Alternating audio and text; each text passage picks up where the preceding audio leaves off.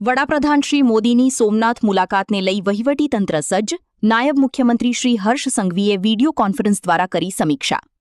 દેશના વડાપ્રધાન શ્રી નરેન્દ્રભાઈ મોદી આગામી 11 મેના રોજ સોમનાથ મંદિર ખાતે પધારવાના છે. આ એક દિવસીય મુલાકાતને લઈને રાજ્ય સરકાર અને સ્થાનિક વહીવટીતંત્ર દ્વારા તડામાર તૈયારીઓ શરૂ કરી દેવામાં આવી છે. રાજ્યના નાયબ ગૃહમંત્રી શ્રી હર્ષભાઈ સંઘવીની અધ્યક્ષતામાં એક મહત્વની વીડિયો કોન્ફરન્સ યોજાઈ હતી. આ બેઠકમાં વડાપ્રધાનશ્રીના આગમનથી લઈને તેમના રોકાણ અને કાર્યક્રમોના સુનિયોજિત આયોજન અંગે ઝીણવટભરી ચર્ચા કરવામાં આવી હતી. વડાપ્રધાનશ્રીના સંભવિત રૂટ અને સુરક્ષા વ્યવસ્થા અંગે ખાસ માર્ગદર્શન આપવામાં આવ્યું. કલેક્ટર કચેરી ખાતેથી જિલ્લાના તમામ ઉચ્ચ અધિકારીઓ આ કોન્ફરન્સમાં જોડાયા હતા અને તૈયારીઓનો અહેવાલ રજૂ કર્યો હતો.